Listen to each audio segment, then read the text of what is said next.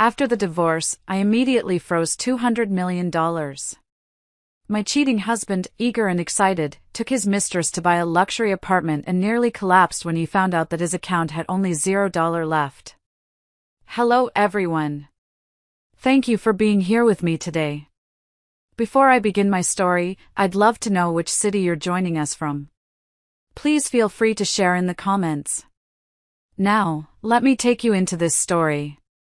That day, the air in the courtroom smelled like floor wax and old decisions. I sat there, staring at the divorce papers spread out on the mahogany table. The black ink of the letters seemed to swim before my eyes, but my hand was steady. Across from me sat Preston. Preston Clay. The man I had shared my bed, my breath, and my life with for 10 years. Beside him sat his mother, Lorraine, looking like the cat that had not only eaten the canary but had also inherited the birdcage. Just sign it, Meredith, Preston said, checking his Rolex. He drummed his fingers on the table, a nervous habit he'd never broken. Let's not make this harder than it needs to be. I have a lunch reservation at Le Bernardin. A lunch reservation. He was ending our decade-long marriage and was worried about missing the appetizer course. I looked up at him. He was handsome, in that polished, expensive way that money can buy but character cannot earn. His suit was Italian, tailored to perfection, hiding the softness of a man who had never done a hard day's labor in his life. And the settlement check is right there, Lorraine chimed in, adjusting the oversized pearls at her throat. Her voice was like scraping a diamond against a chalkboard, sharp, expensive, and irritating. $5 million. It is more than a girl of your background could ever dream of. Consider it a severance package for a job done adequately. Adequately. I had taken their family business from the brink of bankruptcy to a valuation of $200 million, and she called it adequate. But I didn't say that. Not yet. I picked up the pen. It felt heavy, cold. I looked at Preston one last time, searching for a flicker of regret, a shadow of the man I thought I loved. I saw nothing but impatience and a hidden gleam of excitement. He was thinking about her. Tiffany. The 24-year-old Instagram model waiting for him in the lobby, carrying the air I had failed to provide. I pressed the pen to the paper. The scratch of the nib was the only sound in the room. Meredith Vance. I didn't sign it, Clay. I was done with that name. I was done with the lies. There, I said, sliding the papers across the table. It's done. Preston snatched the papers up, scanning the signature as if he expected me to trick him. A wide, relieved grin broke across his face. Finally. You know, Meredith, no hard feelings. We just outgrew each other. You're a great housekeeper, really. But I need a partner who can keep up with my lifestyle. And, well, someone who can give the Clay family a future. The dig about my infertility was subtle, but it landed exactly where he intended. A sharp pain in my chest, familiar and dull. But today, the pain was different. It wasn't a wound, it was fuel. Goodbye, Preston. Goodbye, Lorraine, I said, standing up. I didn't touch the $5 million check sitting on the table. You're leaving the money? Lorraine asked, her eyebrows shooting up into her hairline. Don't try to play the martyr, dear. You'll be back for it when reality sets in. Keep it, I said softly. You're going to need it. I turned and walked out of the courtroom. My heels clicked rhythmically on the marble floor. Click, clack, click, clack. Like a countdown. I pushed open the heavy oak doors and stepped out into the blinding New York sunlight. The city was loud, chaotic, and alive. I took a deep breath, the first real breath I'd taken in months. I walked down the steps, past the waiting paparazzi that Lorraine had undoubtedly tipped off to capture my humiliation. I kept my head high, my sunglasses on. I saw Preston's driver waiting at the curb, the back door open. Tiffany was inside, reapplying her lip gloss. She saw me and offered a pitying little wave. I didn't react. I walked past them to a black sedan waiting further down the block. I slid into the back seat. The door closed, sealing out the noise of the city. "Where to, Ms. Vance?" the driver asked. It wasn't Otis, the family driver. This was a private car I had hired. "Just drive," I said. I pulled out my phone. It was a secure line, a burner phone I had kept hidden in my vanity for 3 years. My hands were trembling, not from sadness, but from the adrenaline of what I was about to do. I dialed a number saved simply as Felix. It rang once. Twice. "Bonjour, Ms. Vance," a crisp, professional voice answered. "Felix, my contact at the private bank in Zurich. We have been expecting your call." I looked out the tinted window. I could see Preston coming down the courthouse steps, practically skipping. He high-fived his lawyer. He hugged his mother. He got into the car with his mistress, probably promising her the world. He thought he was the king of New York. He thought he had won. "Felix," I said, my voice steady, devoid of the tears I had shed in private for months. "The divorce is finalized. The papers are signed." "I understand," Felix replied. "Shall we proceed with the protocol?" "Yes," I said. "Execute the trigger clause immediately. Freeze the accounts. All of them. The corporate operating accounts, the investment portfolios, the offshore holdings, and the personal accounts of Preston Clay and Lorraine Clay." "And the authorization code?" Felix asked. I took a breath. This was it. The nuclear option. Phoenix Rising. 1987. "Confirmed," Felix said, the sound of typing audible in the background. "Processing. The assets are now locked. Total value, $212 million. The freeze is absolute. No transactions in or out without your biometric approval." "Thank you, Felix." "Ms. Vance," Felix added, his tone softening slightly. "Is there anything else?" "Yes," I said, watching Preston's car pull away into traffic, heading toward the luxury real estate district. "Set the notification alert to immediate. I want him to know exactly when the card declines." "Done." "Good day, Madam President." I hung up the phone and leaned back against the leather seat. A single tear escaped from under my sunglasses, tracing a path down my cheek. I wiped it away furiously. I wasn't crying for him. I was crying for the girl I used to be, the girl who had believed in fairy tales. But that girl was gone. In her place was the woman who held the keys to the kingdom, and I had just changed the locks. To understand why I, Meredith Vance, a woman who could mentally calculate compound interest faster than most people could type it into a calculator, married a man like Preston Clay, you have to understand where I came from. I didn't grow up with silver spoons. I grew up with plastic sporks in a state-run group home in Ohio.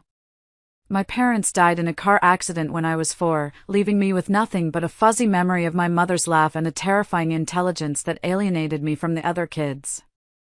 I was the weird girl who read the stock market pages in the newspaper instead of comic books. Numbers made sense to me. People didn't. Numbers were reliable. They didn't leave you. They didn't lie. I clawed my way out of that system with scholarships. I ate ramen noodles for 4 years straight while I crushed the curriculum at MIT, graduating top of my class in quantitative finance. I was 22, brilliant, and utterly alone. I moved to New York with a singular goal: financial security. I wanted to build a fortress of money so high that nothing bad could ever touch me again. Then I met Preston. It was at a charity gala I had been dragged to by a colleague. I was standing in the corner, clutching a glass of sparkling water, feeling like an imposter in my off-the-rack dress. Then he appeared. Preston Clay. He was 24, glowing with the easy confidence of old money. He had a smile that seemed to focus all the light in the room directly onto you. "You look like you're analyzing the structural integrity of the chandelier," he had joked, handing me a fresh drink. I blushed. Actually, I was calculating the tax write-off potential of the floral arrangements. He threw his head back and laughed, a deep, warm sound that vibrated in my chest. He didn't think I was weird. He thought I was charming. For a girl who had spent her life being the smart, quiet one, being seen as charming was intoxicating. We started dating. Preston was everything I wasn't. He was social, relaxed, and fun. He swept me into his world of weekends in the Hamptons, dinners at Per Se, and gallery openings. He made me feel safe. He made me feel like I had a family. But the cracks showed early, even if I chose to ignore them with the blindness of first love. Preston was the heir to Clay Furnishings, a legacy company started by his grandfather. But Preston didn't know the first thing about business. He treated the company like his personal piggy bank. I remember one night, about 6 months into our relationship, he came to my tiny apartment, looking pale and frantic. "Meredith, I'm in trouble," he said, pacing the floor. "I tried to hedge some currency for the import division, and I think I messed up. The margin call is tomorrow." I took the laptop from his shaking hands. It was a mess. He had essentially gambled with the company's supply chain budget. It took me 6 hours, 3 pots of coffee, and some creative restructuring of his debt instruments to fix it. When I finally looked up, eyes burning, Preston was asleep on my couch. I should have left him then.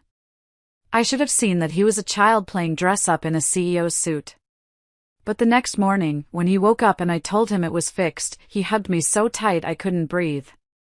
"You saved me, Mary," he whispered into my hair. "I don't know what I'd do without you. You're my brain. You're my everything." My brain. Not his partner. His brain. But I was 23, and I was in love with the idea of being needed. I thought I could fix him.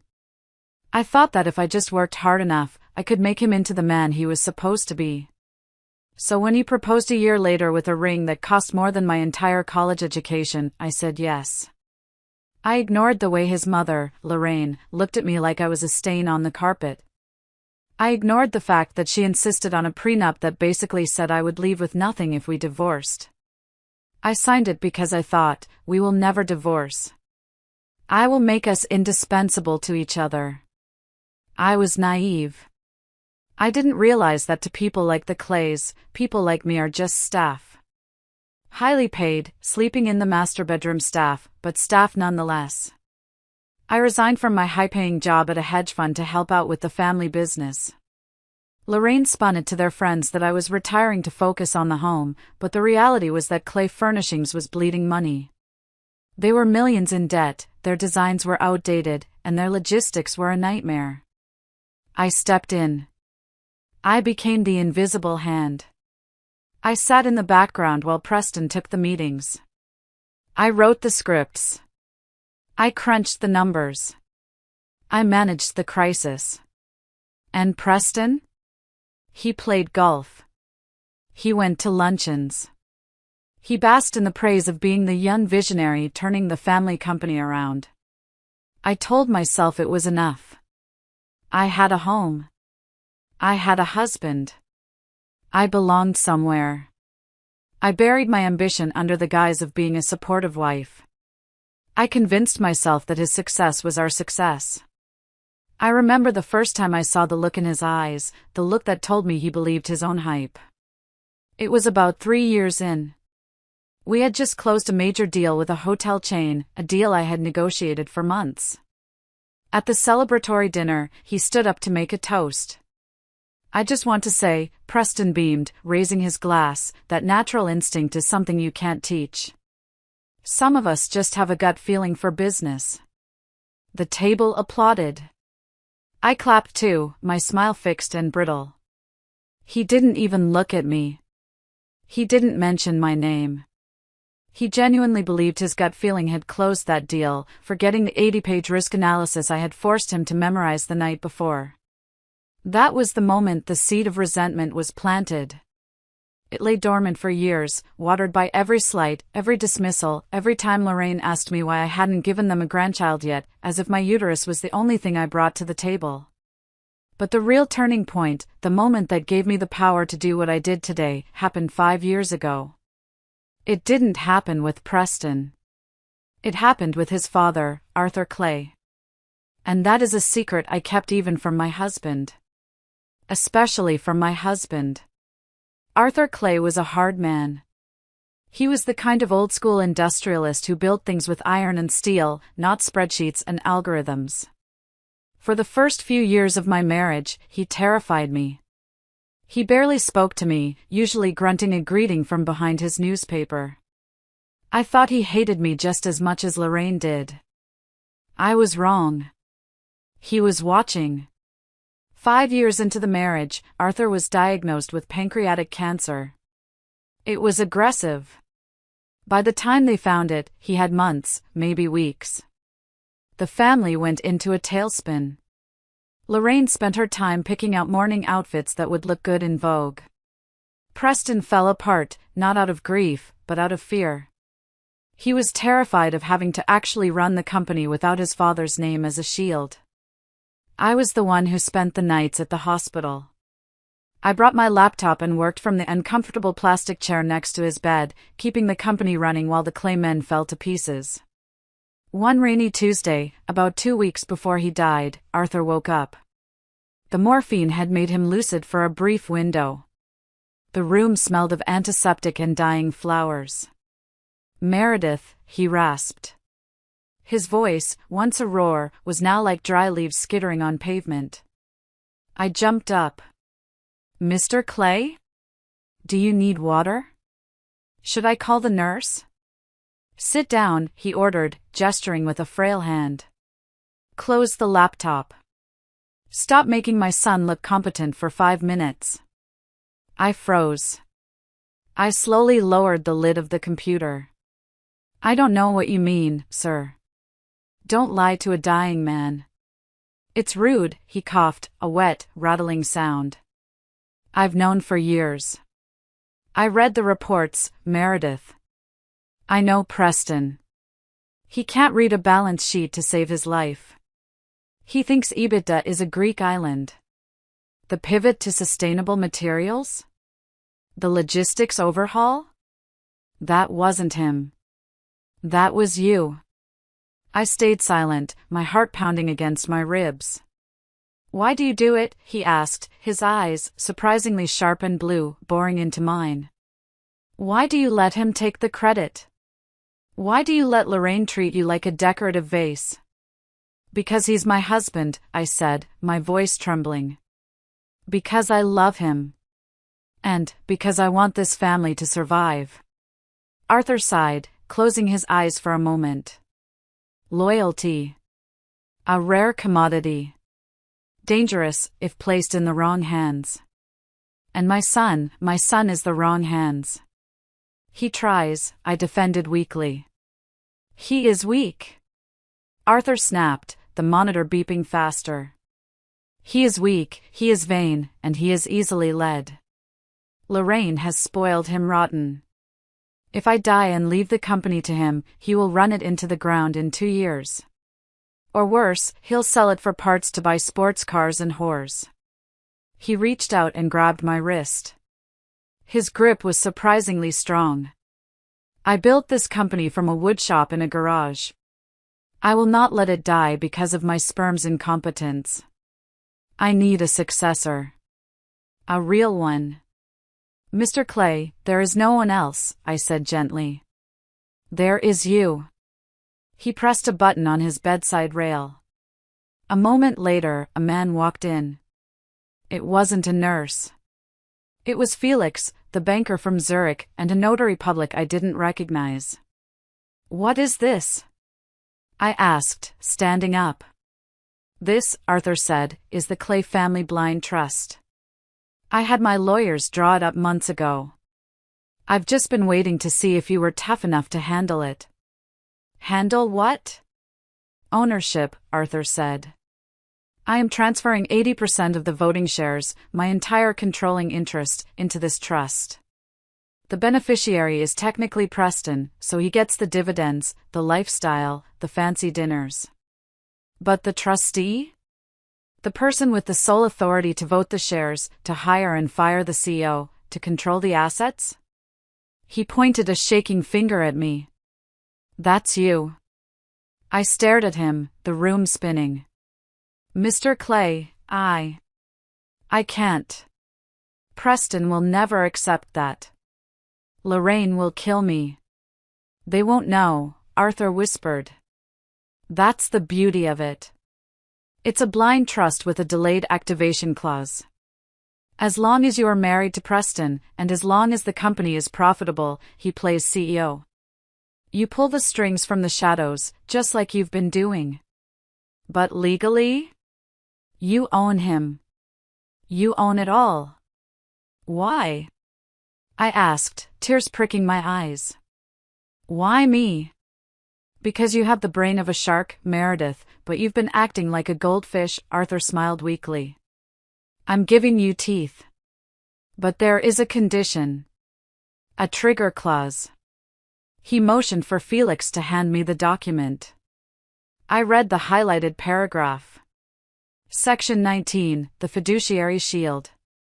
In the event of a legal separation, divorce filing, or proven infidelity by the beneficiary, Preston Clay, the trustee, Meredith Vance, is granted immediate and absolute power to freeze all associated assets, suspend dividend payments, and assume executive control to protect the principal capital.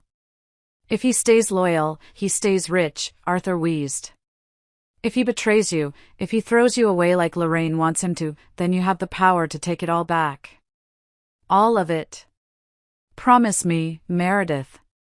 Promise me you will protect my legacy. Even if it means destroying my son.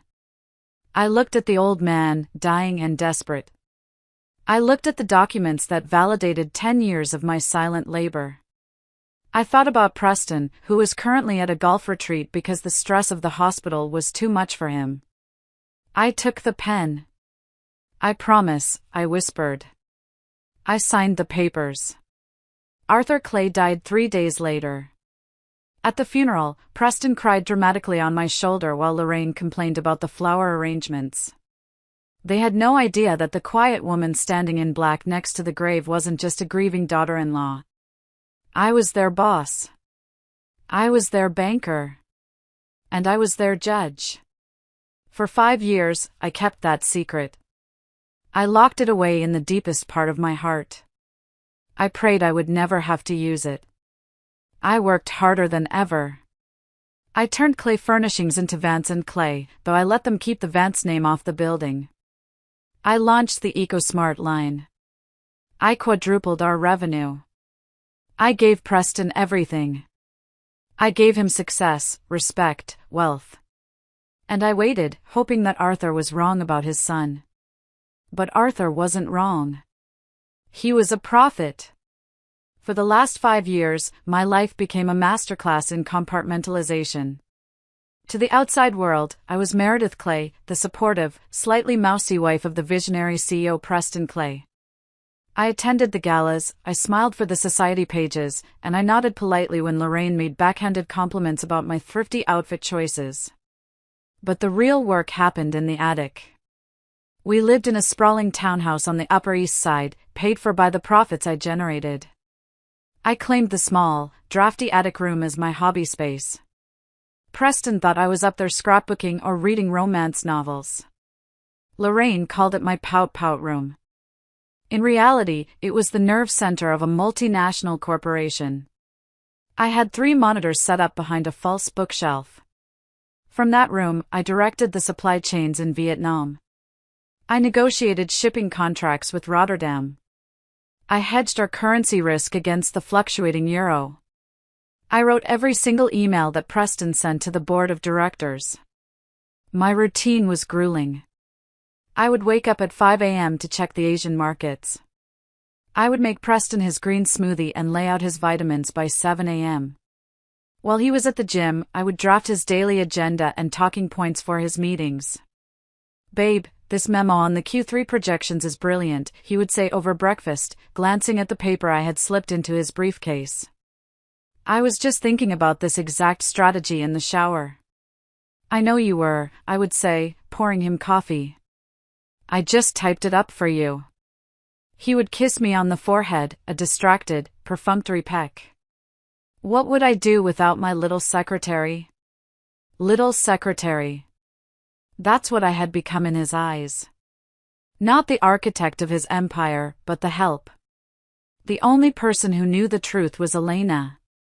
Elena was my roommate from MIT, a fierce, chain-smoking lawyer who specialized in corporate shark hunting. She was the one who helped me navigate the complex legalities of Arthur's trust. She was my anchor. We would meet for drinks at a dive bar in Hell's Kitchen, far away from the prying eyes of the Upper East Side set. "You're a masochist, Mary," Elena would say, stabbing an olive in her martini. "You're making him look like Elon Musk, and he treats you like a Roomba. Why? Why don't you just pull the trigger? You own 80% of the company. You could walk in there tomorrow, fire him, and put your name on the door." "I can't," I would sigh, swirling my wine. "Not yet. The company is in a fragile growth phase. If we have a leadership scandal now, the stock will tank. I need to stabilize the European expansion first." "Bullshit," Elena countered. "You're still in love with the idea of him. You're waiting for him to wake up and realize you're a genius. Newsflash, honey, men like Preston don't want a genius. They want a mirror that makes them look twice as big." I knew she was right, but I couldn't let go. I kept hoping. I kept thinking that if I just gave him one more win, one more success, he would finally see me. So I launched the EcoClay initiative. I rebranded the entire company around sustainable, smart home technology. It was a massive risk. I leveraged our assets to build a new factory in Ohio. I worked 20-hour days for 6 months, all from my attic, communicating with engineers and designers under the alias MV Consultant. It was a home run. The new line sold out in weeks. The stock price soared. The company's valuation hit $200 million. The night the Forbes article came out, Preston Clay, the Green King of Furniture, we threw a massive party at the house. The champagne flowed like water. Everyone was there, senators, celebrities, competitors. I stood by the kitchen door, checking the catering staff. I was wearing a vintage dress I loved, but compared to the glittering gowns of the socialites in the living room, I looked plain. I watched Preston holding court in the center of the room. He was glowing. He held up the magazine with his face on the cover. "It takes vision," he was saying to a group of adoring women. "You have to be willing to take risks." Everyone told me solar-integrated tables were stupid. But I said, no, this is the future. I felt a tap on my shoulder. It was Lorraine. She was holding an empty tray. "Meredith, the canapes are running low," she hissed. "Stop daydreaming and tell the staff to circulate. And try to stand up straighter. You look like a wilted lettuce leaf." I looked at her. I looked at Preston. For the first time, the fog lifted. I didn't feel love. I didn't feel the need to protect them. I felt exhausted. I walked into the kitchen, but instead of talking to the caterers, I poured myself a glass of the expensive vintage scotch Preston was saving. I drank it in one gulp. That was 6 months ago. I started preparing then. I didn't pull the trigger, but I unlocked the safety. I updated the files with Felix. I moved some of my personal liquid cash into secure accounts. I waited. I didn't have to wait long. The universe has a funny way of forcing your hand when you refuse to move. Our 10th anniversary fell on a Tuesday. I had spent weeks planning a private dinner at home. I had cooked Preston's favorite meal, beef Wellington. I had bought him a vintage Patek Philippe watch using the dividends from my own private investments, which he assumed came from his allowance to me. I was dressed in silk, waiting in the dining room with candles lit. It was 8 p.m. Then 9 p.m. Then 10 p.m. At 10:30 p.m., the front door opened. I heard laughter. Not just Preston's laugh, but a high, tinkling giggle that sounded like wind chimes. My stomach dropped. I walked into the foyer. Preston was there, looking disheveled and drunk. Hanging on his arm was a girl. She couldn't have been more than 24.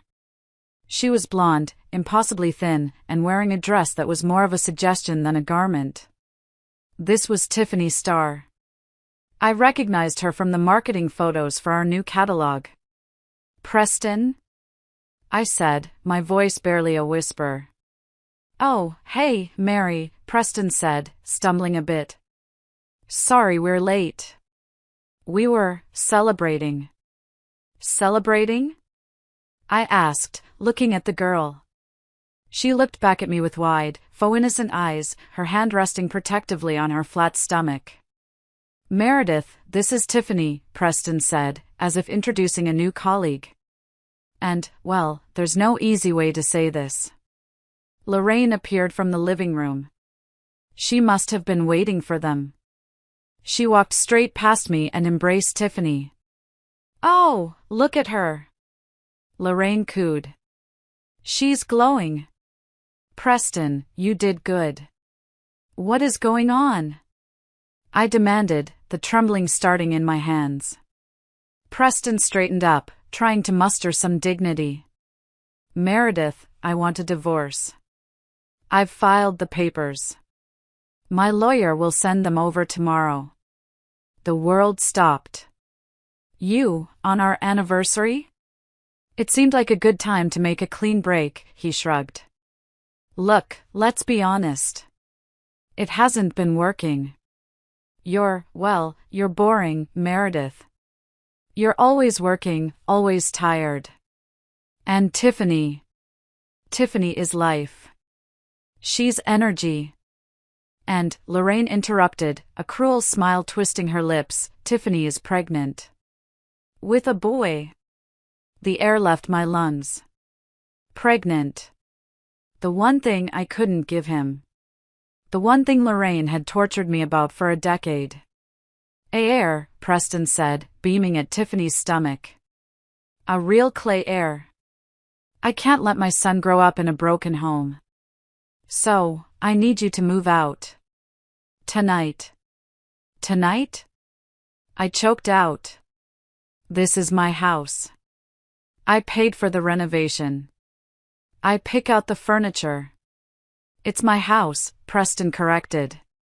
"It's in my name." "Well, the company's name." "Which is my name. You signed the prenup, remember? You get what you came with." Which was, let's recall, nothing. Tiffany giggled. "Sorry, Mrs. Clay. I mean, Ms. Vance. But stress isn't good for the baby, so." Lorraine stepped forward, her face inches from mine. "You heard him. You're a barren tree, Meredith. Useless wood. We're pruning the garden. Go pack a bag. The driver will take you to a motel." I looked at the three of them. The triad of my misery. Preston, the weak king. Lorraine, the wicked witch. Tiffany, the opportunistic princess. Something inside me snapped. It wasn't a loud snap. It was the quiet click of a lock turning. The grief evaporated, replaced by a cold, hard clarity.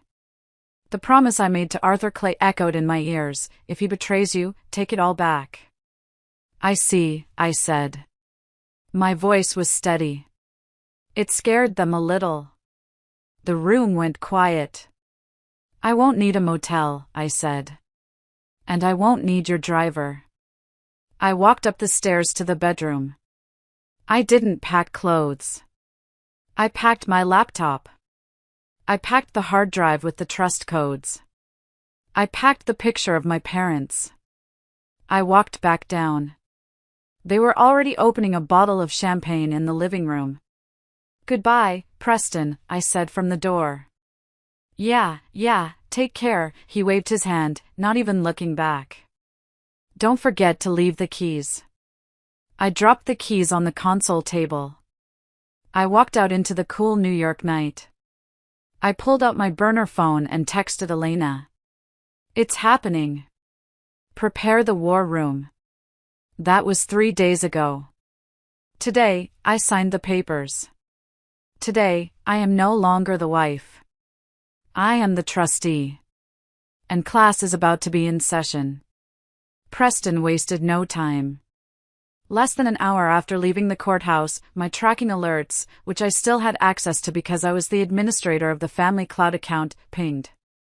He was at the Obsidian Tower, the newest, most ostentatious ultra-luxury development in Manhattan. It was fitting. Preston loved shiny things that lacked substance. I sat in my temporary command center, a suite at the St. Regis that I paid for with my own money, not his. I had my laptop open, Felix on speakerphone, and a live feed of the banking transaction logs on the screen. "He is attempting a transaction," Felix noted, his voice calm. "Let him try," I said, sipping an espresso. "Where is he?" "The sales office of Obsidian Realty. The purchase amount attempting to clear is $5 million. A down payment."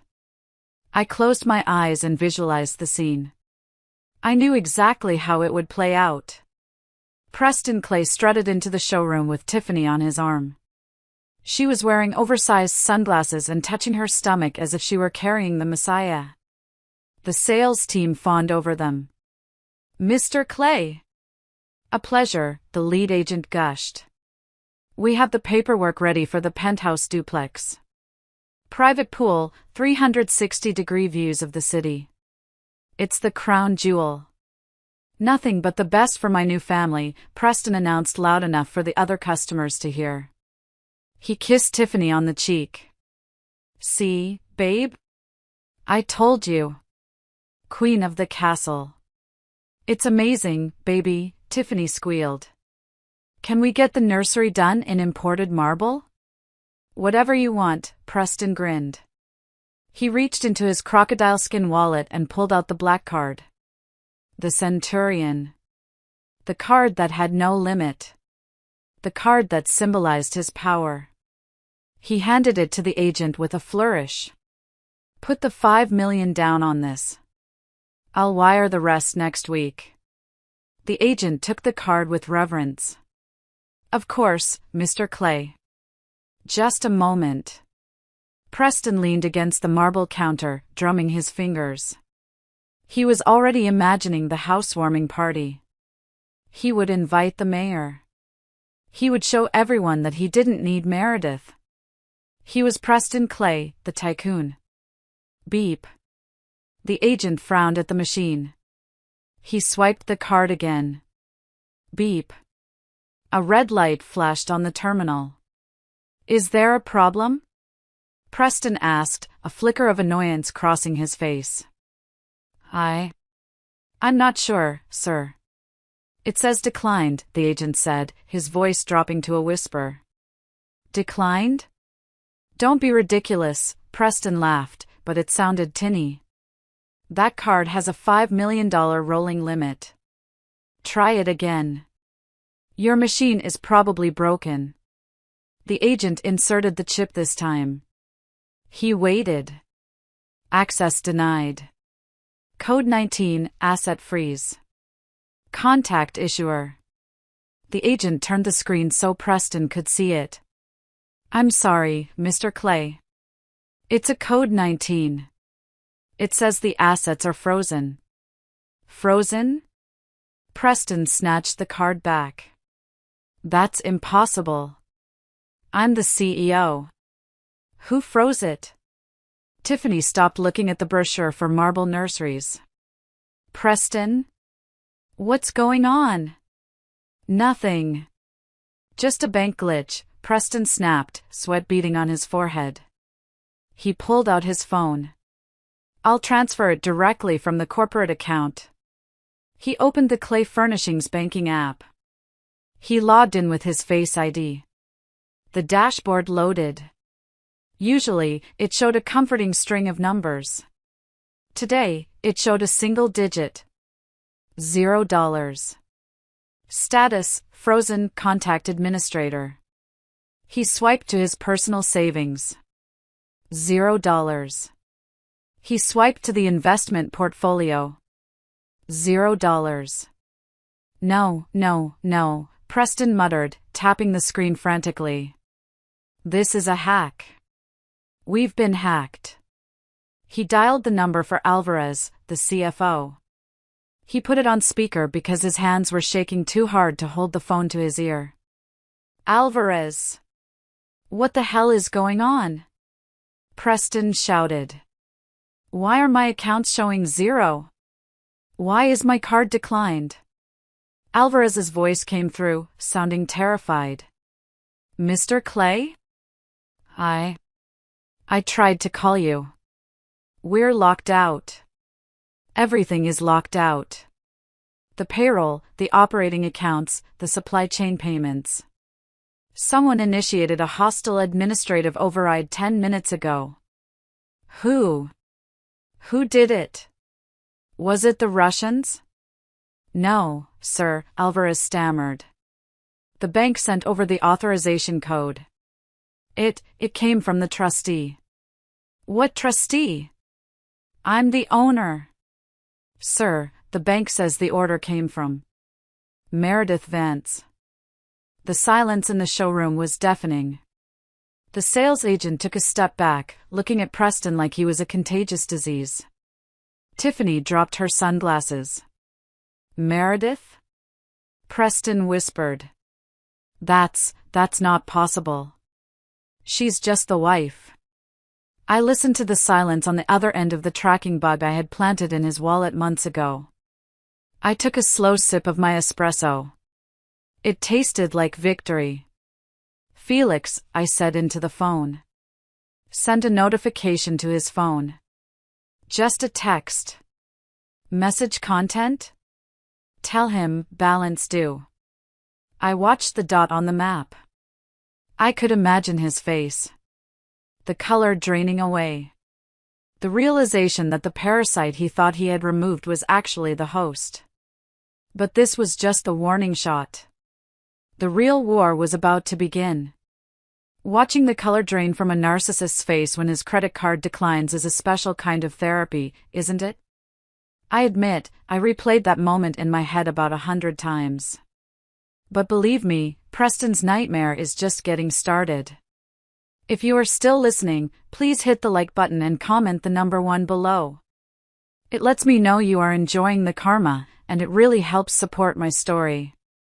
Go ahead, comment 1 so I can see my true allies. Now, let's see how Mommy Dearest handles the news. Preston didn't go to the office. He was too cowardly to face his employees. Instead, he did what he always did when he scraped his knee, he ran to Mommy. By the time Preston burst into the townhouse, I had already remotely cut the cable TV and internet services to the property. Petty? Maybe. Effective? Absolutely. I wasn't there, but I heard everything. How? Because smart home technology has ears, and I was the one who installed the security system. I accessed the audio feed from the living room. Mom, we have a huge problem. Preston's voice was high-pitched, bordering on hysterical. I heard the click of heels. Lorraine. Preston, darling, stop shouting. You'll upset the staff. Did you get the penthouse? Did Tiffany love it? There is no penthouse. Preston yelled. The money is gone, Mom. All of it. The accounts are frozen. My cards are dead. Don't be dramatic, Lorraine scoffed. It's probably just a limit issue. Call the private banker. Tell him who you are. I did call. It's Meredith. Meredith froze everything. There was a pause. Then, the sound of shattering glass. Lorraine must have dropped her sherry glass. That harlot? Lorraine screeched. Her voice lost all its polished affectation. How dare she? She hacked us. That ungrateful, gutter-born thief. I knew we shouldn't have trusted her with the computer passwords. It's not just passwords, Mom. The CFO said she's the trustee.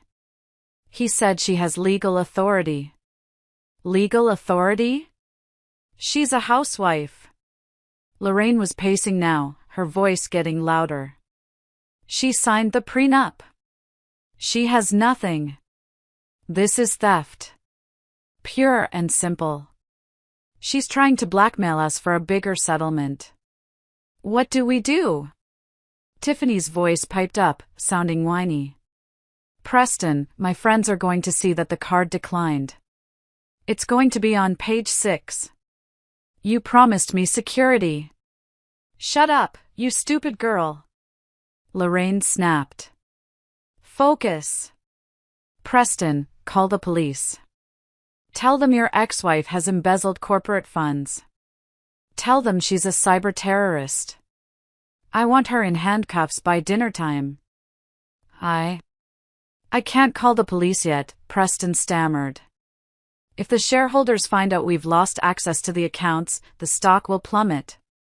We have to fix this quietly. Then we go to her, Lorraine decided. Where is she? Ideally, she's crying in some cheap motel. Alvarez said the bank documents traced back to the Millennium Tower. The Millennium? Lorraine gasped. That's the most expensive building in the city. How could she afford to stay there? I don't know. Maybe she's spending our stolen money. Get the car, Lorraine ordered. We are going there. I am going to drag her out by her hair and make her unlock those accounts. She thinks she can play games with the Clay family? I will teach her a lesson about hierarchy she will never forget. I listened to them scrambling, grabbing coats, shouting at the confused servants. I smiled. Come on over, Lorraine, I thought. I'm not in a motel. And I'm not crying. I switched off the audio feed and turned to Elena, who was sitting on my white velvet sofa, reviewing a stack of documents. They're coming, I said. Elena lit a cigarette, her eyes gleaming behind her glasses. Good. The security team is briefed. The doormen have strict instructions. And I have the deed to this apartment ready to show them. Do you think they'll bring the police? I asked. Let them, Elena laughed. The police don't enforce feelings, Mary. They enforce contracts.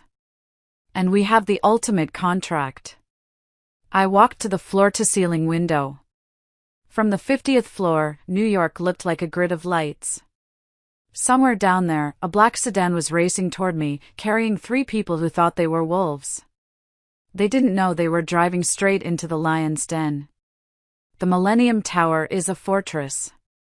It doesn't just have doormen, it has a paramilitary security detail dressed in Armani suits. I bought the Penthouse 3 years ago under an LLC name, Nemesis Holdings. It was my escape hatch, paid for by my savvy Bitcoin investments and tech stocks that Preston didn't even know existed. I watched from the lobby security monitors as Preston's car screeched to a halt outside. Lorraine stormed out first, looking like a vengeful fury in Chanel. Preston followed, looking pale. Tiffany trailed behind, looking confused and checking her phone, probably deleting her just bought a Penthouse draft post. They marched into the lobby. We are here to see Meredith Vance, Lorraine barked at the head concierge, a man named Robert who had been a Navy SEAL. And don't tell me she isn't here. We know she is. Robert didn't flinch. Do you have an appointment? I don't need an appointment. Lorraine shouted, causing a resident walking a poodle to flinch. I am Lorraine Clay. That woman is my daughter-in-law, and she has stolen our property. Let us up, or I will have your job. I'm afraid Ms. Vance is not accepting unannounced visitors, Robert said smoothly. And if you continue to raise your voice, I will have to ask you to leave. Listen to me, you glorified bellhop. Preston stepped forward, trying to summon his CEO voice. I am Preston Clay. I run this city. My wife is up there with my money. Call the police if you want, but I am going up that elevator. He tried to push past Robert. It was a mistake. Two large security guards materialized from the shadows, blocking the path. They didn't touch him, but their presence was a wall of muscle. Sir, step back, one guard said. Just as the situation threatened to turn into a brawl, the elevator doors pinged open. Elena stepped out. She looked impeccable in a sharp gray suit, holding a leather folio. She didn't look at Preston or Lorraine. She looked at her watch. You're late, Elena said. Meredith expected you 10 minutes ago. Traffic must be terrible. Who are you? Lorraine demanded. Where is that coward Meredith? My name is Elena Rossi. I am Ms. Vance's personal attorney, Elena said calmly. And Ms. Vance is upstairs, enjoying a glass of wine in her home. She has no desire to see you. However, she authorized me to give you this. Elena pulled a document from her folio and handed it to Preston. What is this? Preston asked, his hands shaking. It's a copy of the deed to this penthouse, Elena explained. Purchased 3 years ago. Paid in full. By Meredith Vance. With funds that have zero connection to Clay Furnishings. It's to clarify that she is not spending your money. She has plenty of her own. Lorraine snatched the paper. Her eyes scanned the numbers. 3 years ago? How? She has no job.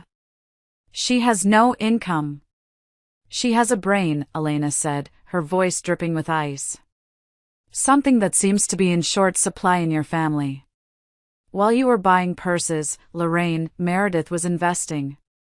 She is worth more independently than your entire company was before she saved it. Preston looked like he had been punched in the gut. She has her own money? Why didn't she tell me? Because you would have spent it, Preston, Elena said. Just like you spent everything else. This is a lie. Lorraine screamed, tearing the paper in half. She's manipulating the books. I want to see her. Tell her to come down here and face me. She's done facing you, Elena said. Now, regarding the company accounts. They will remain frozen until a full audit is completed. Ms. Vance suspects mismanagement. By the CEO. She can't do that. Preston yelled. I'm the owner. Elena smiled. It was a shark smile. Actually, you're not. And to explain why, we have a special guest. Elena gestured to the revolving doors. An old taxi pulled up. A man stepped out. He was wearing a worn gray suit and a chauffeur's cap in his hand. It was Otis. The man who had driven Arthur Clay for 30 years, and whom Preston had fired the day after the funeral because he was too old. Otis walked into the lobby. He looked nervous, but determined. He held a thick, yellowed envelope in his hands. Otis? Preston asked, confused. What are you doing here? Otis walked up to Preston. He didn't look him in the eye. He looked at the floor. I'm sorry, Mr. Preston, Otis whispered. Your father. Mr. Arthur, he made me promise. He said to give you this only if you hurt Ms. Meredith. I didn't want to. But I saw the news about the divorce. Otis handed the envelope to Preston. What is this? Preston asked, looking at the handwriting on the front. It was his father's distinct, jagged scrawl. To my son, Preston. Read this when you have lost your way. It's the truth, Elena said softly. Open it. Preston broke the seal. His hands trembled so violently he dropped the USB drive that was inside. Lorraine bent down to pick it up, her face pale. The lobby was silent. The guards watched. Elena watched. And upstairs, 50 floors above, I watched on the monitor, holding my breath. The bomb had been dropped. Now, we watched the explosion. The silence in the lobby of the Millennium Tower was heavy, a physical weight pressing down on us. Otis, a man who had served the Clay family for 30 years with silent dignity, stood there with his head bowed, looking like a man who had just delivered a death sentence. Preston stared at the yellowed envelope in his hands, his fingers trembling so violently that the paper made a dry, rattling sound. What lies has she paid you to spread, old man? Lorraine hissed, stepping forward. She tried to snatch the envelope, but Preston pulled it back. For the first time in his life, he didn't obey her immediately. It's Dad's handwriting, Preston whispered. His voice sounded small, stripped of its usual arrogance. I know his handwriting, Mom. The way he crosses his T's. This is real. Elena checked her watch, her expression impassive. Ms. Vance is waiting. The elevator is secure. Do you want the truth, or do you want to stand here and scream at the staff? The ride up to the penthouse was suffocating. The elevator in the Millennium Tower is glass, offering a panoramic view of the city as you ascend 50 floors. Usually, it's breathtaking. Today, it felt like ascending the gallows. I watched them on the security monitor from my living room. Preston was sweating, dabbing his forehead with a handkerchief. Lorraine was furiously typing on her phone, likely trying to move money that didn't exist. Tiffany was fixing her hair in the reflection of the glass doors, completely detached from the gravity of the moment. When the doors slid open, they walked into my world. I hadn't just bought a penthouse, I had curated a sanctuary. The space was open, minimalist, filled with white marble and warm oak, the exact opposite of the cluttered, gilded cage of the Clay townhouse. I stood by the fireplace, swirling a glass of Pinot Noir. Welcome, I said, my voice echoing slightly in the large space. Please, don't touch anything. The art is insured for more than your current net worth. Preston looked around, his eyes wide. He wasn't looking at the view. He was looking at the wealth. He was doing the math in his head, realizing that while he was playing CEO with a company credit card, I had been building a personal empire. You stole this, Lorraine spat, clutching her pearls. You siphoned money from the company to buy this palace. Elena, the audit report, please, I said calmly. Elena placed a thick, leather-bound binder on the coffee table. Every cent Meredith invested came from her personal trading accounts, crypto assets, and consulting fees paid by external firms. It's all clean, Mrs. Clay. Cleaner than your conscience. The envelope, Preston, I commanded. Open it. Preston tore the seal. A small, silver USB drive fell into his palm. There was also a letter. He unfolded the paper, reading it silently. His face went from pale to a sickly shade of gray. Read it out loud, I said. Preston swallowed hard. To my son, he read, his voice cracking. If you are reading this, you have failed. You have let your ego blind you to the treasure you had in Meredith. You have proven what I always feared, that you are a boy in a man's suit. He didn't write that. Lorraine shrieked. He loved us. Put the drive in the TV, Preston, I said. He walked to the massive screen on the wall like a man marching to his execution. He plugged it in. The screen flickered, and there he was. Arthur Clay. He looked 10 years younger, but sick. He was sitting in his study, the one Lorraine had turned into a yoga room the week after he died. He looked directly into the camera. Hello, Preston. Hello, Lorraine, Arthur said. The sound of his voice, strong and gruff, made Preston flinch physically.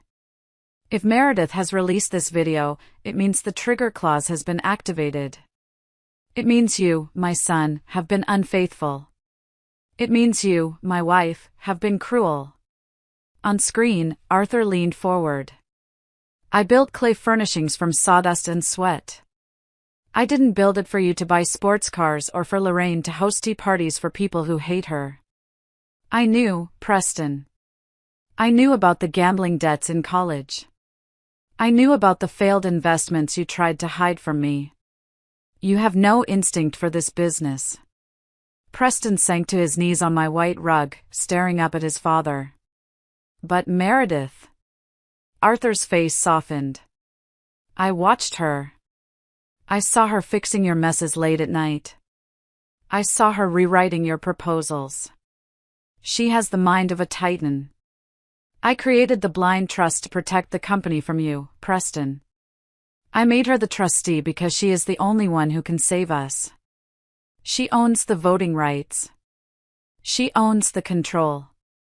You are merely the beneficiary, provided you treat her with respect. The Arthur on screen took a deep breath, coughing slightly. If you betray her, the trust dissolves your access. You get nothing. The house, the cars, the accounts, they belong to the company. And the company belongs to the trustee. The video cut to black for a second, then Arthur returned. Meredith, if you're watching this. I'm sorry I put this burden on you.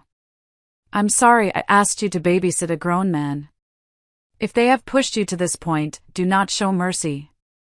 Protect the legacy. Burn the parasites out. The screen went dark. The silence that followed was absolute. He hated me, Preston whispered, tears streaming down his face. My own father hated me. He didn't hate you, Preston, I said, walking over to stand above him. He knew you. He knew you were weak. He tried to give you a safety net. Me. I was your safety net. And you took a pair of scissors and cut me loose. Lorraine was trembling, her face a mask of fury and denial. This is a trick. A deep fake. You used AI to make this. Arthur would never give a woman control over his empire. It's not his empire anymore, Lorraine, I said cold. It's mine. And right now, you are trespassing. We're not leaving. Lorraine screamed. This is my son's money. We will sue you. We will drag you through every court in New York. With what money? Elena asked from the corner, looking bored. Our firm requires a $5,000 retainer just to open a file. Do you have $5,000, Mrs. Clay? Or did you spend your last dime on that purse? Lorraine looked at her purse, then at Preston, then at me. The reality was finally hitting her. She wasn't fighting a housewife. She was fighting the owner of the bank. Preston, get up, Lorraine commanded, trying to regain her dignity. We are leaving. We will find a lawyer who works on contingency. We will expose this fraud. Preston stood up slowly. He looked at me, searching for the woman who used to make his smoothies and iron his shirts. Mary, he said, his voice breaking.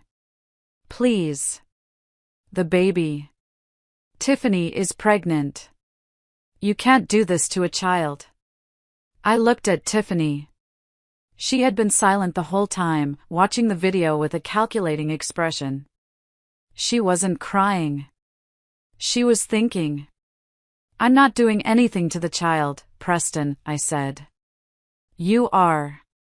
You chose a mistress over your security. You chose a penthouse you couldn't afford over a wife who made you rich. Now, you have to figure out how to pay for diapers on a $0 budget. I pointed to the door. Get out. As they walked out, defeated and shrinking, I felt no joy. Just a cold, hollow sense of finality. The ghost of Arthur Clay had spoken, and his judgment was swift. But I knew them. I knew they wouldn't disappear quietly. Rats never do, they just find a new sewer to hide in until they can bite again. 2 days passed. Silence from the Clay camp. I used the time to secure my position at the company. I held an emergency board meeting, showing them the financials and the trust documents. The board, a group of old men who cared only about dividends, didn't care who sat in the chair as long as the stock went up. And under my shadow management, the stock had tripled in 5 years. They voted unanimously to confirm me as chairwoman and interim CEO. Then, the call came. It was 2 a.m. My phone buzzed on the nightstand. It was Preston. What? I answered, my voice groggy but guarded. It's Mom, Preston sobbed. She collapsed. We're at Mount Sinai. It's her heart. The doctors say it's critical. She's asking for you, Meredith. Please. She wants to make peace before. He couldn't finish the sentence. I sat up in bed, the darkness of the room wrapping around me. My first instinct, the instinct of the girl who wanted a family, was to rush there. To comfort them. But then I remembered the courthouse. I remembered parasitic housewife. Elena, I said, shaking my friend awake. She was staying in the guest room for safety. They say Lorraine is dying. Elena sat up, instantly alert. Bullshit. Narcissists don't die of heartbreak, they die when they run out of attention. I have to go, I said, pulling on my robe. If she dies and I'm not there, they'll spin it that I killed her with stress. The media will crucify me. Fine, Elena said, grabbing her briefcase. But we go on our terms. And I'm recording everything. We arrived at the hospital an hour later. The scene was crafted for maximum tragedy. Preston was pacing the hallway, disheveled, holding a rosary beads I had never seen him use before. Tiffany was sitting on a plastic chair, reading a magazine, looking bored out of her mind. When Preston saw me, he ran over, trying to hug me. I stepped back. Where is she? I asked. Room 402. She's weak, Mary. Be gentle. I walked into the room. Lorraine lay in the bed, hooked up to monitors that beeped rhythmically. She was pale, too pale. It looked like theatrical powder. Her hand was draped dramatically over her forehead. Meredith, she rasped when I entered. You came. I'm here, Lorraine. Preston said you wanted to make peace. She opened one eye, assessing me. I'm dying, Meredith. My heart, it's broken. To be treated this way, by family. We're not family anymore, Lorraine. You made sure of that. Don't be cruel to a dying woman, she wheezed. She reached out a bony hand. I have a last wish. I want you to unfreeze the accounts. Not for me. For Preston. For the baby. Promise me, and I can go in peace. I looked at the monitor. Her heart rate was steady. Too steady for someone in critical failure. I looked at the 4-bag. It was just saline. I spoke to the nurse station on my way in, I said calmly. Elena stepped out from behind me, holding a clipboard. Medical report for Lorraine Clay, Elena read aloud. Admitted for shortness of breath and panic symptoms. Blood work is normal. EKG is normal. The only anomaly is a high level of cortisol, likely due to stress or acting. Lorraine sat up.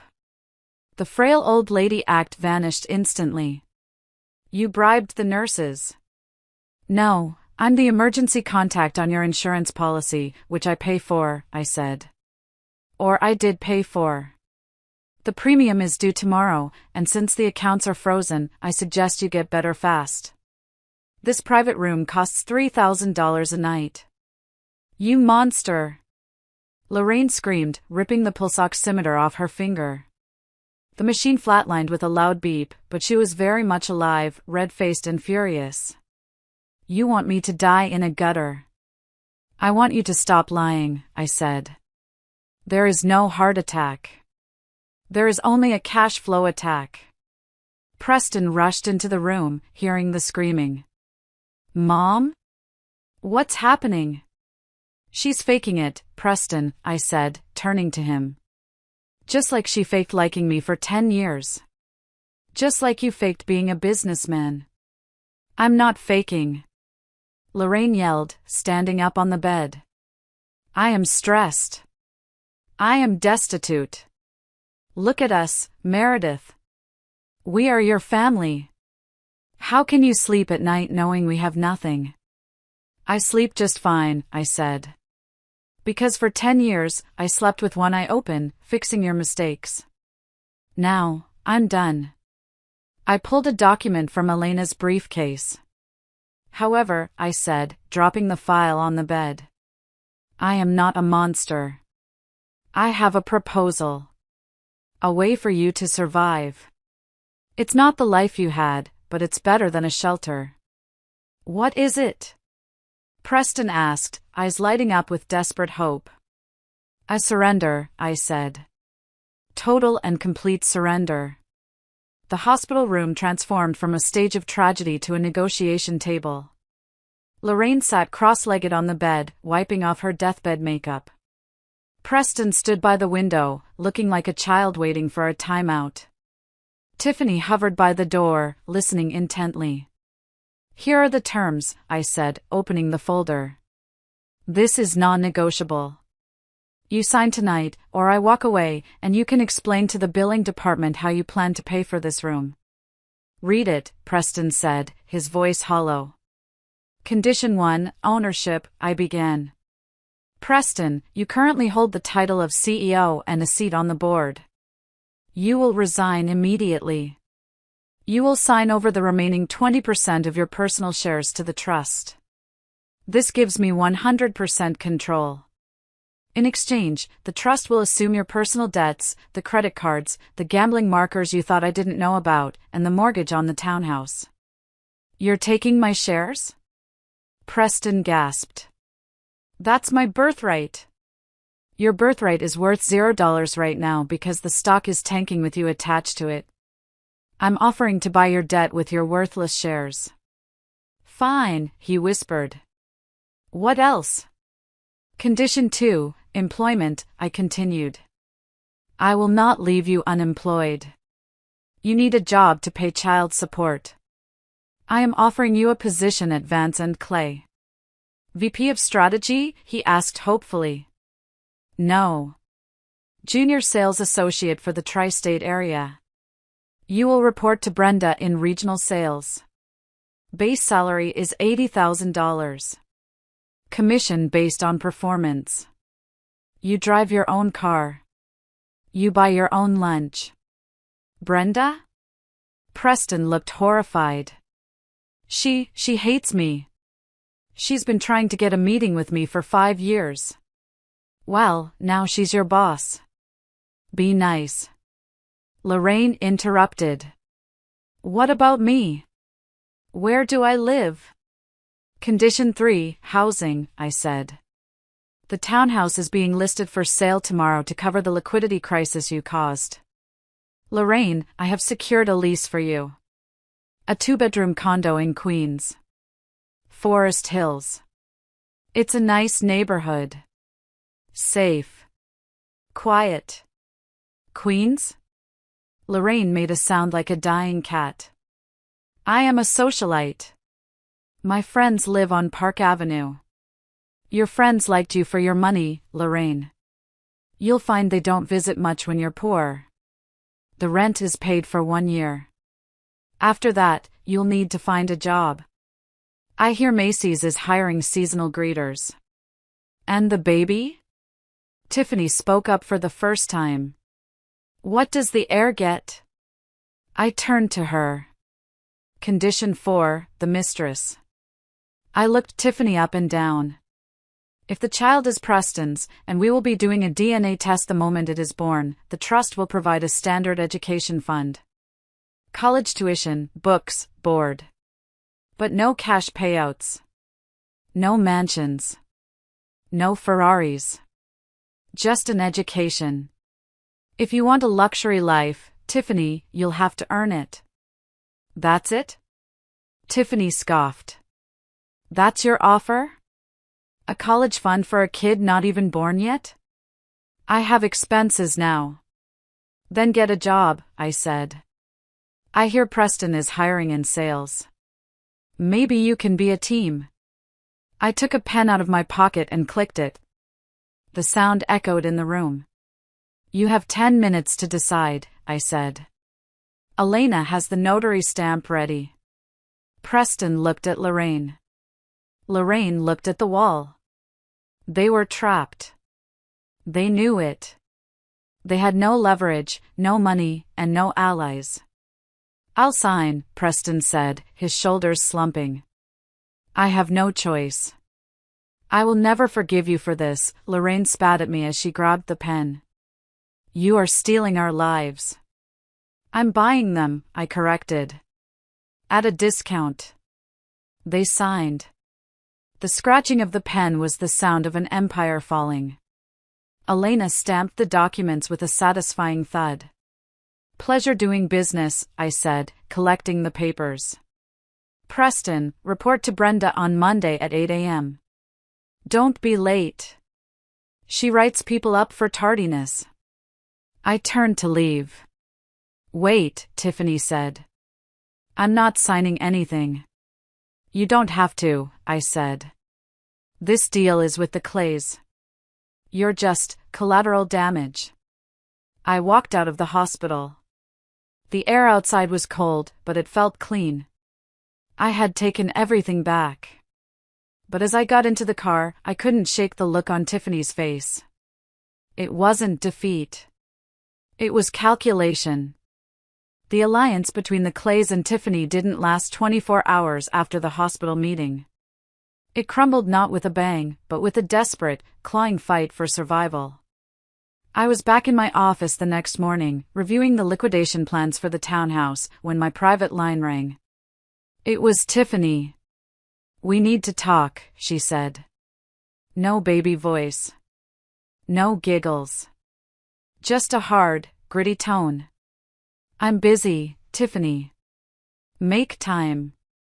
Unless you want the press to hear about the abortion coercion story Lorraine is cooking up. I paused. Meet me at the Starbucks on 57th, 20 minutes. When I arrived, Tiffany was wearing a hoodie and sunglasses. She looked like a celebrity trying to hide, or a criminal on the run. They're crazy, she said without preamble, sliding a coffee cup around the table. Lorraine and Preston. They're losing it. Last night, Lorraine threw a vase at Preston because he bought generic brand cereal. They're toxic. I know, I said. That's why I divorced him. I can't do it, Tiffany said, leaning in. I can't live in Queens with that woman. And Preston, he's crying all the time. It's pathetic. I thought he was a man. He's a toddler. He's a man who never had to grow up, I said. What do you want, Tiffany? I want out, she said. I want a ticket to Los Angeles. I have a friend there. I want to start over. I want to open a lash studio. And the baby? I asked, looking at her stomach. Tiffany paused. She looked around the cafe to make sure no one was listening. Then she leaned in close. There is no baby. I didn't blink. I had suspected it. Go on. It was a false positive, at first, she whispered. Then, when I saw how happy Preston was, how much stuff he bought me, I just didn't tell him. I thought I would get pregnant eventually. But I haven't. And now, I can't bring a kid into this mess. So you lied, I said. To trap a rich man. Don't judge me, she snapped.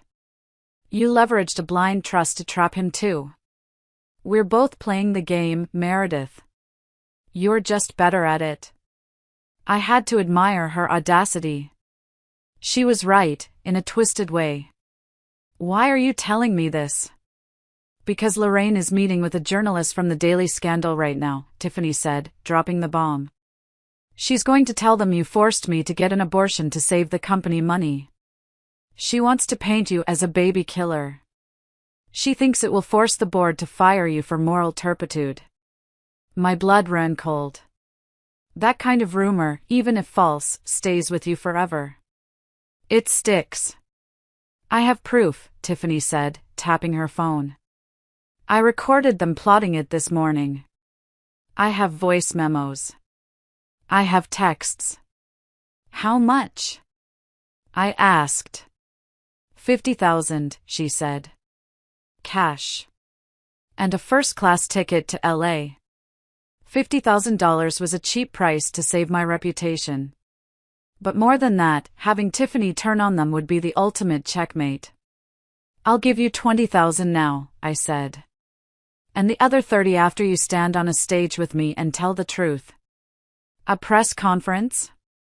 Tiffany looked terrified. If you want the money, you have to earn it, I said. You have to destroy their lie publicly. You have to be the whistleblower. She thought about it. She looked at her reflection in the window, a young, beautiful girl who had gambled and lost. Fine, she said. But I leave straight from the stage to the airport. Deal. Before I could set up the press conference, the storm hit. Lorraine didn't wait. She leaked the story to the Daily Scandal that afternoon. I was in a meeting with the European logistics team when my phone started blowing up. Elena burst into the room, her face pale. Turn on the TV, she said. Every news channel was running the headline, The Ice Queen's Ultimatum, CEO accused of forcing Mistress to abort heir. They had photos of me looking stern leaving the courthouse. They had quotes from close family friends, Lorraine, saying I was obsessed with revenge and hated children. The internet mob was instantaneous and brutal. At Justice for Tiffany, Meredith Vance is a monster. Hashtag boycott Vance Clay. At Family Values, money can't buy a soul. She should be in jail. I sat in my office, watching the ticker tape of hate scrolling across the screen. My hands were shaking. I had expected a fight over money. I hadn't expected them to attack my humanity. The board is calling, Elena said, checking her phone. They want a statement. The stock is down 8% in an hour. Advertisers are pulling out. They are lying, I said, my voice tight. There is no baby. There never was. It doesn't matter, Elena said. The perception is real. You look like a vindictive ex-wife who is using her power to crush a pregnant girl. It plays into every stereotype of the bitter, barren woman. Lorraine knows exactly what buttons to push. I felt a wave of nausea. I had built my life on facts, on numbers, on truth. And now, I was being drowned in a sea of lies.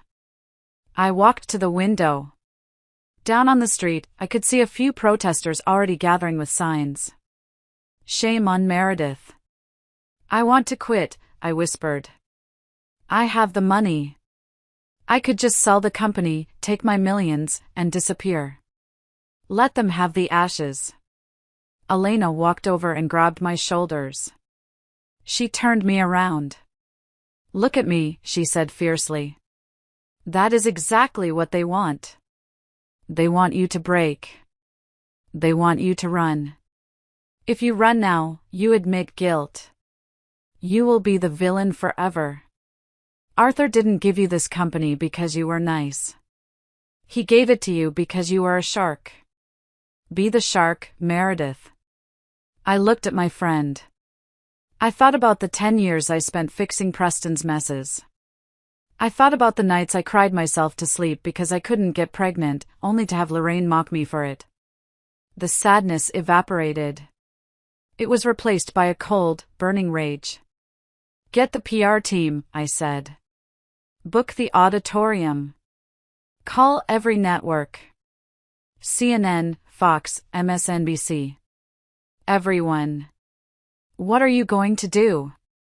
Elena asked. I'm going to burn the house down, I said. And I'm going to let the rats scurry out for everyone to see. I called Tiffany. It's time, I said. Get to the safe house. My security team is picking you up. Are you sure? Tiffany asked, her voice trembling. Lorraine is texting me. She says if I stick to the story, we'll get millions in a settlement. Lorraine is lying to you, Tiffany. Just like she lied to me. You have one chance to be on the winning side. Don't miss it. I hung up. I sat at my desk and opened the Arthur files. The files I had kept hidden. The evidence of Preston's incompetence. The emails from Lorraine calling me names. And the final piece of the puzzle, the audio recording Tiffany had sent me of the abortion plot. I wasn't just going to clear my name. I was going to end them. The next morning, the silence from the Vance and Clay headquarters was deafening. We issued no denials. We posted no tweets. We simply put up a black screen on our website with a countdown timer. Truth. 4 p.m. The anticipation was palpable. The media loves a train wreck, and they were circling. Preston and Lorraine were seemingly emboldened by my silence. They went on a morning talk show. Lorraine cried on cue. Preston looked somber, holding a baby shoe, a prop, undoubtedly. I just want to be a father, Preston told the host. Meredith took my company, my home, and now she wants to take my child. It's evil. I watched from the green room in the auditorium. I was dressed in white. Not innocent white. Sharp, architectural, blinding white. I looked like a laser beam. They are digging their own graves, Elena said, watching the monitor. He just claimed under oath, well, TV oath, that the baby is real. Good, I said. The fall will be harder. At 3:30 p.m., Tiffany arrived. She was shaking. I poured her a glass of water. You don't have to look at them, I said. Just look at the camera. Tell your story. Then the car is waiting to take you to JFK. Why are you helping me? Tiffany asked. I slept with your husband. Because you were a pawn, I said. And because unlike them, you know when to fold. At 3:55 p.m., the auditorium was packed. I could see Preston and Lorraine in the front row again. They had the audacity to show up, probably thinking I would announce a settlement. They looked triumphant. Lorraine waved at a reporter she knew. They had no idea that the floor was about to drop out from under them. Showtime, Elena said. I walked out onto the stage. The flashbulbs were like a physical force. I stood at the podium and waited. I waited a full minute. The room grew uncomfortable. The chatter died down. You have heard a lot of stories about me, I began, my voice projecting to the back of the room without a tremor. You have heard that I am a thief. A monster. A baby killer. I looked directly at Lorraine. She glared back, defiant. Today, I am not going to tell you a story, I said. I am going to show you the receipts. First, regarding the accusation of theft, I said, pressing the remote. The screen behind me lit up with a complex flowchart.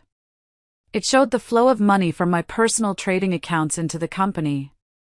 It showed the dates I paid off the company's loans. It showed the date Arthur Clay signed the blind trust. I did not steal this company. I saved it. And I have the legal documents to prove it. Documents signed by Arthur Clay himself.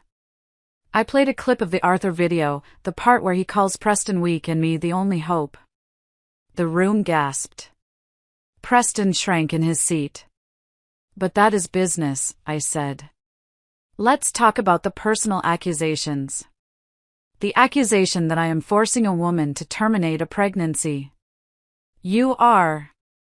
Lorraine shouted from the audience. Admit it. I invite to the stage. Tiffany Starr, I announced. Lorraine's head snapped toward the wing of the stage. Her eyes went wide. Preston looked like he was going to vomit. Tiffany walked out. She looked small, vulnerable, but determined. She stood next to me. Tiffany, I said into the mic, is there a baby? Tiffany leaned into the microphone. No. The room erupted. Liar! Preston yelled, standing up. She's paying you to say that. There never was a baby, Tiffany continued, her voice gaining strength. I lied. I wanted Preston's money. But then I realized he didn't have any. She pointed at Lorraine. And she knew. I told her 2 days ago. I told her I wasn't pregnant. And do you know what she said? Tiffany held up her phone and pressed play. Lorraine's voice, screechy and distinct, filled the auditorium. It doesn't matter if it's real or not, you stupid girl. We just need the press to believe it. We'll say she forced a miscarriage from stress. We'll sue her for wrongful death. Just wear the padding and cry. The audio clip ended. The silence in the room was absolute. It was the silence of a crowd witnessing a public execution. Lorraine was frozen. Her mouth was open, but no sound came out. The cameras were zoomed in on her face, capturing every pore of her deception.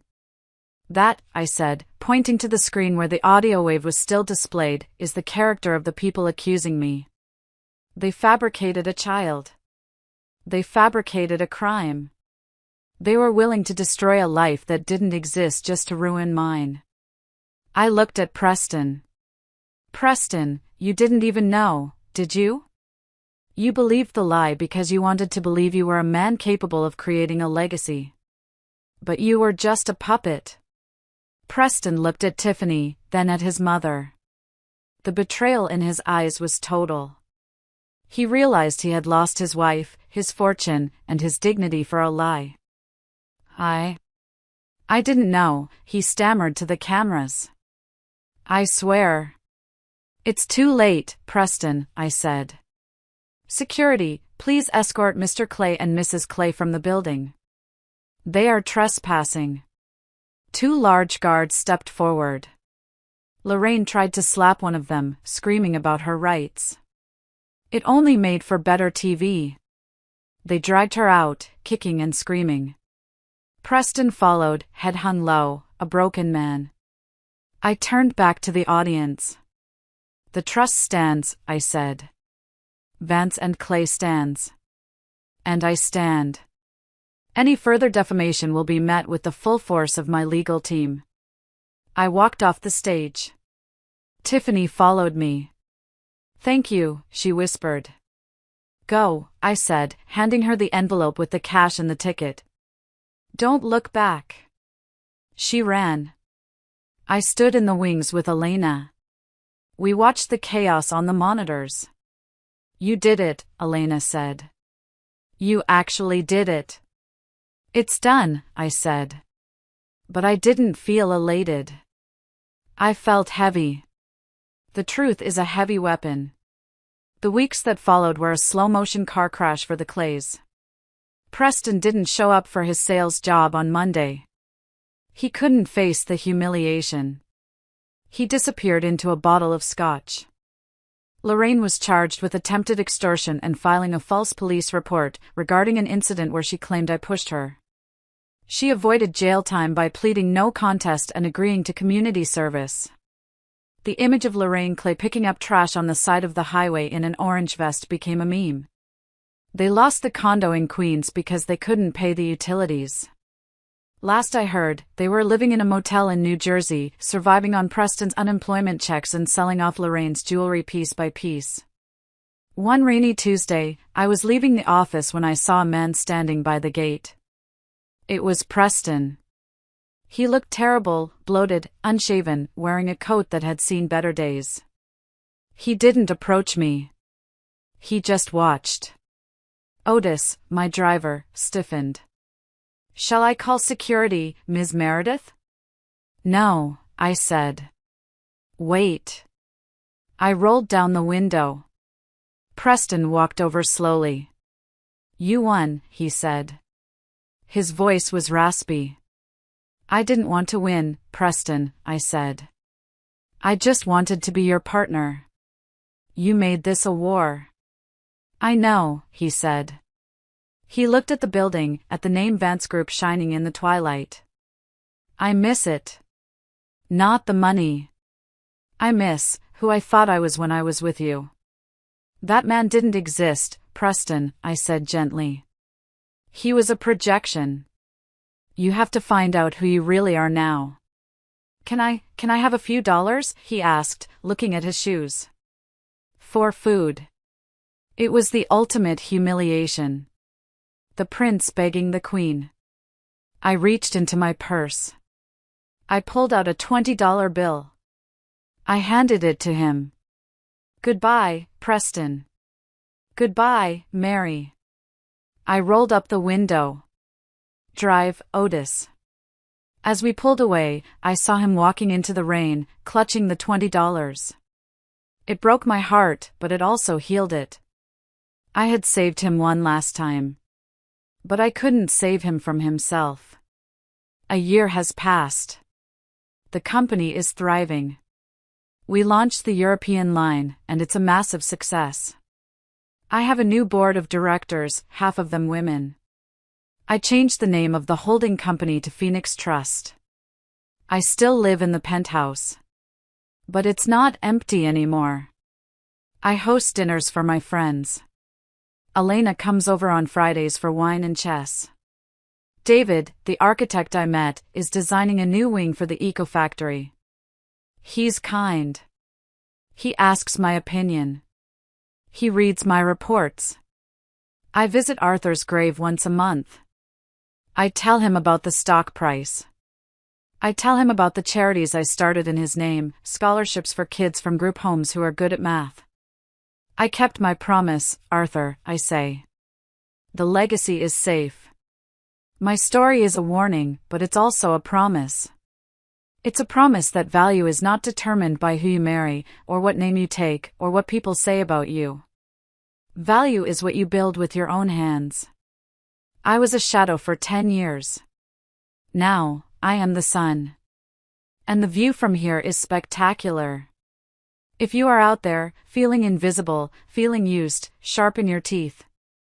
Do your math. And wait. Your moment is coming. This is Meredith Vance, signing off. Thank you for listening to my story. It wasn't easy to relive, but it was necessary. If you enjoyed watching Justice Be Served, please like this video and subscribe to the channel. And in the comments, tell me, have you ever had to be the shark to save yourself? I want to hear your stories. Stay strong, stay smart, and never let anyone freeze your assets or your heart. Goodbye.